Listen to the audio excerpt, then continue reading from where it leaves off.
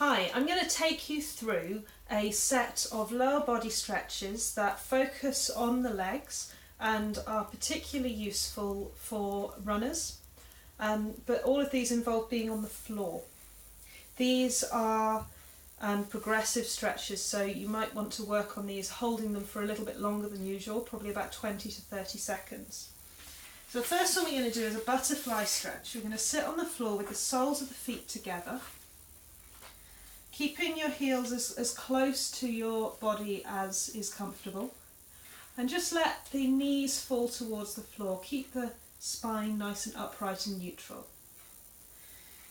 If you like, you can try gently pressing the knees out to open up the inside of the thigh a little bit more. This is really useful if you get groin pain from running, which is really common because of a build-up of tightness in the inner thigh.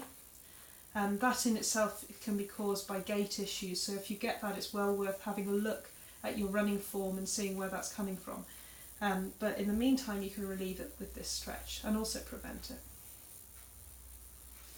For the next one, we're going to go into a kneeling position on one knee. If you start off squared up and then take the front foot a little bit further out, tail is down, we're going to drive the hips forward and just lean into that front foot a bit, but that knee is not going past the toe. You should feel it here. If you don't feel it here, or you feel like you need to keep going forward, you're sticking your bum out. You need to tuck your tail down. The more tucked your tail is, the more you'll feel this stretch. There is absolutely no need to be flattening yourself to the floor in this stretch. If you want to make this a little bit harder, you can take your foot up and stretch through the quad as well. So I'll show you that from this side. So I'm in this position. It sometimes helps to sort of balance with this arm. You can hold it out or out to the side. I'm going to pick up this foot with the opposite hand and pull this here. Once you've done this stretching the front of the leg, you can stretch the back of this front leg by straightening the leg and sitting down towards the hips. If you curl your toes up, you'll feel it right down through your calf.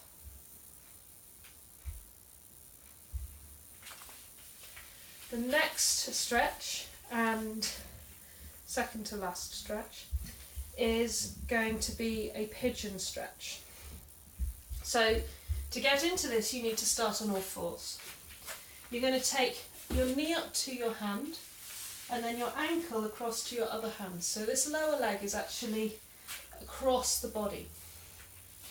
Now if you sit up in this position, you'll feel a stretch into that back leg. My knee is facing down to the floor, so you may need a blanket, like a folded blanket or a cushion or a wedge underneath that knee so you don't hurt your kneecap on a hard floor. But from here, just lie down over that front leg. And you should feel it pretty intensely in the outside of the thigh.